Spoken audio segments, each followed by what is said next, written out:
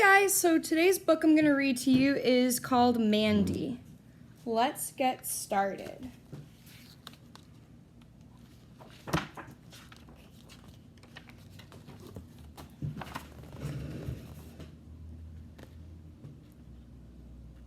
Grandma was standing by the sink, tapping her fingers on the counter, moving her lips as she stared out the window. She's singing, thought Mandy.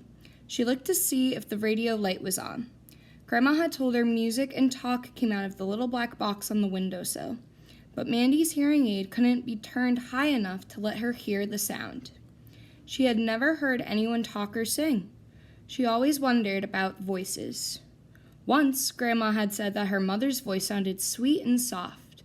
Mandy had put a half-eaten marshmallow to her ear, hoping to feel the softness of her mother's voice, but she'd only end up with a sticky ear.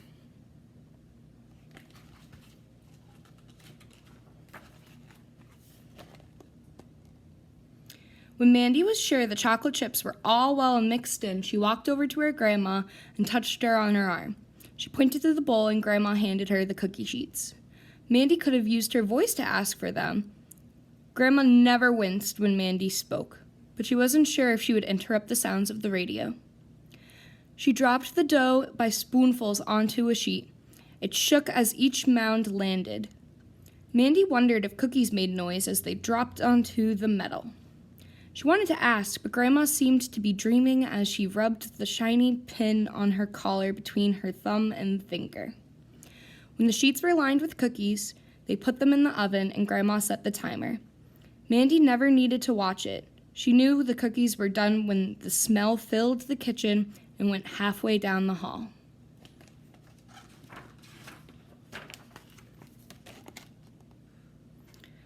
"Mandy," she saw her grandma's lips say.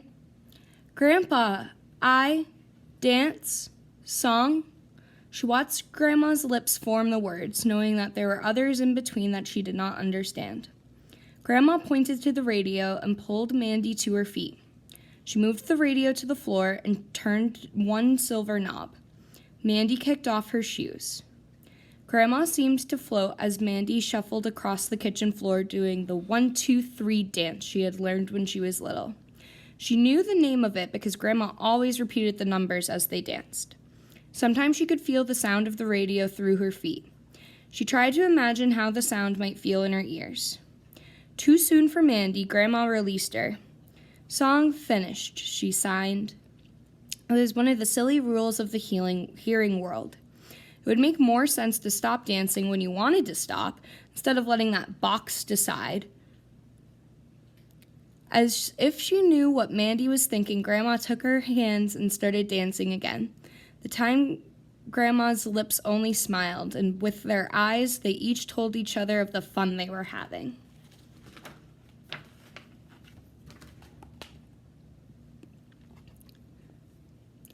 When the smell of cookies was thick, Mandy stopped and looked in the oven. The mounds were flat and light brown.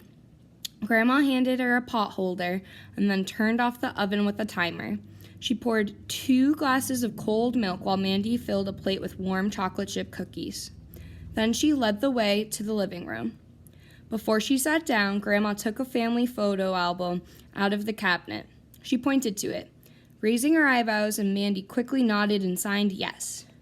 Grandma stopped at her favorite picture. Smiling, she pointed to it, then to her pin at her neck. The picture showed Grandma and Grandpa standing underneath a banner that said 25th anniversary. Grandpa was pinning the silver circle onto Grandma's dress. Mandy's favorite picture had Grandma and Amanda, age 2.5, written under it. A handsome, solid man stood proudly holding a pigtailed toddler in the crook of his left arm. They were smiling at each other, his head turned just enough for Mandy to see the arch of her hearing aid behind his ear. Mandy loved her nickname. When people called her Mandy, their lips curled up at the ends almost like a smile. And when Grandpa had said her name, the ends of his mustache had turned up too, making a double smile.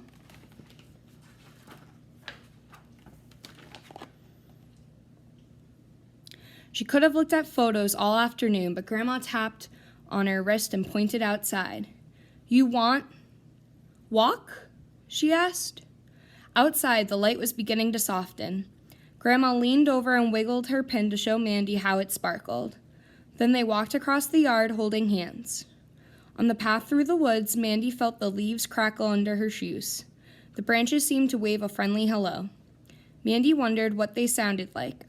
Grandma had told Mandy that leaves made small noises when they blew them.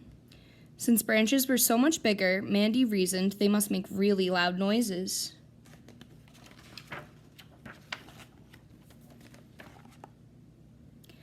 In a clearing at the top of the hill, Grandma looked up and pointed. 11 geese flew above them in a lopsided V. Mandy knew geese honked, and they supposed they sounded much like cars. The sun was low in the sky, almost in front of them. Mandy stood in the patch of sunlight. It felt warm and strong, and she wondered how it sounded as it passed through the trees. She thought all the noises outdoors must have hurt Grandma's ears, and that was probably why there were never any people in the woods with them. It was too noisy.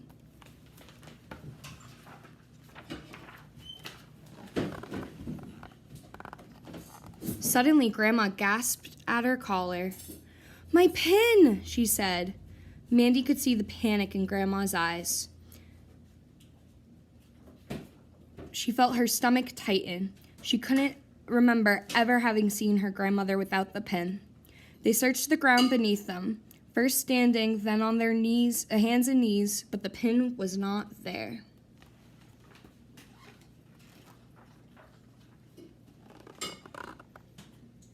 Long, limp grass covered the clearing.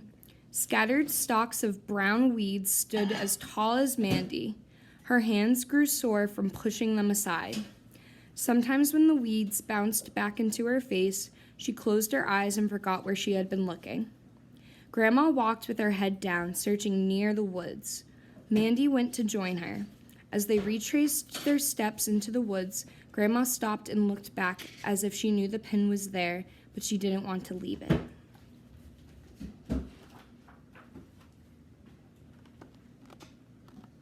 They continued looking as they walked slowly among the path. Mandy did not want to miss an inch of ground, so she kept her eyes down. She looked up only twice to make sure that Grandma was nearby. At first, they were careful not to disturb the leaves. Then they tried scattering them with their feet. Mandy found a stick, so she moved the leaves more carefully, but every time she pushed a leaf aside, she was disappointed. It didn't matter how hard she strained her eyes. She couldn't find the pin. The sky was bright gray and the shadows had disappeared. Mandy's sneakers glowed against the speckled grass. She shivered. Grandma lightly touched her shoulder. "Come," she said, and motioned towards the house.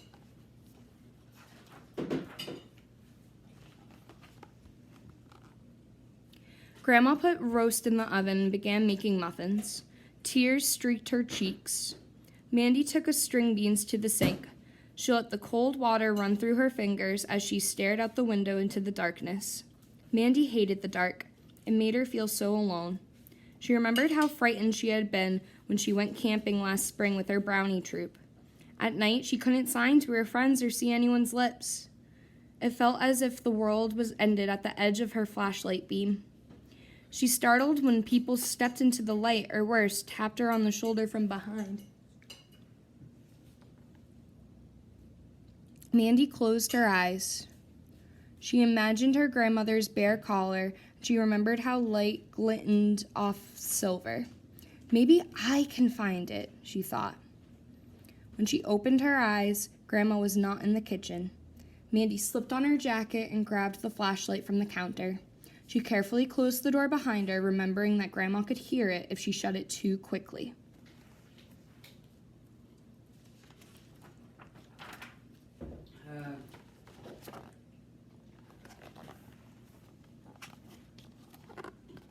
Flashes of faraway lightning turned the black sky an eerie gray.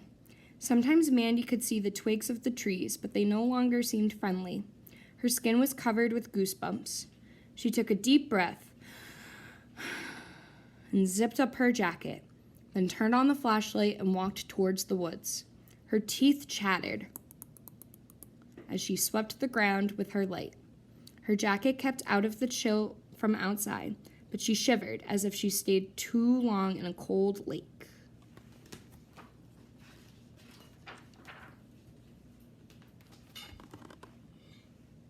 Mandy felt something watching her. She combed the woods with the light and then stopped. 2 bright circles of light shone back at her. Mandy froze. "Go away."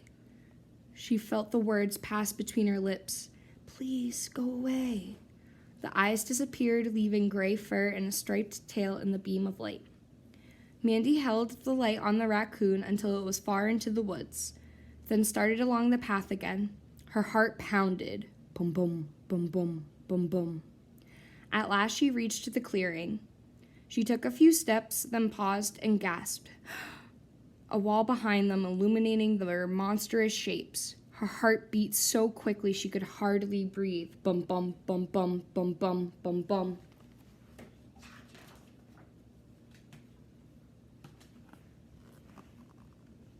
Focusing her attention on the beam of light, Mandy forced herself forward, lifting lumps of grass with the toe of her sneaker as she made her way down the trail she and Grandma had made that afternoon.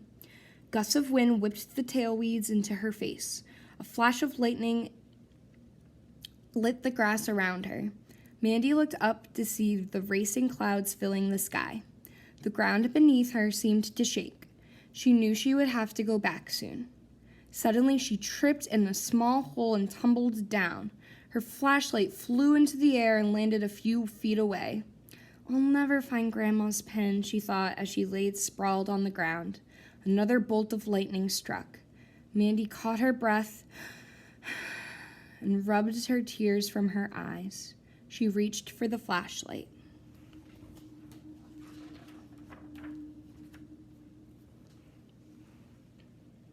Then she saw it. From under the grass came a small twinkle, barely visible in the circle of light. For a moment, Mandy didn't move or even breathe. She carefully separated the blades of grass with her fingers. It seemed that the pin shone more brightly than it ever had before. She lifted it tenderly out of the grass and pushed it straight down to the bottom of her pocket. The wind rocked the branches as Mandy ran through the woods, but she kept her light on the path and didn't look at the trees, even when the lightning lit them. Her heart still beat quickly, ba-boom, ba-boom, ba-boom, but now it seemed to help her run faster.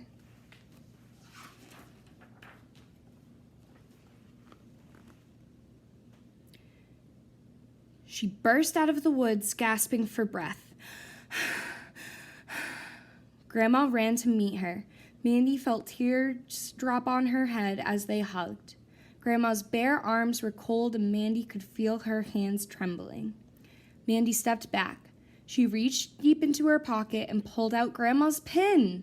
It felt cold inside her fist as she held it out. Slowly she uncurled her fingers and Grandma's mouth dropped open. Her hands flew to her cheeks.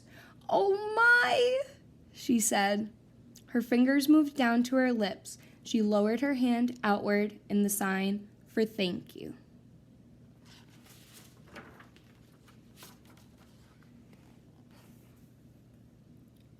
Softly, Grandma squeezed Mandy's hand. She took the pin and held it close. Her face was shining. Then, arm in arm, they walked back to the house as the rain began to fall. The end. I want to thank you guys for reading that story with me. I hope you enjoyed it, and I'll see you next time.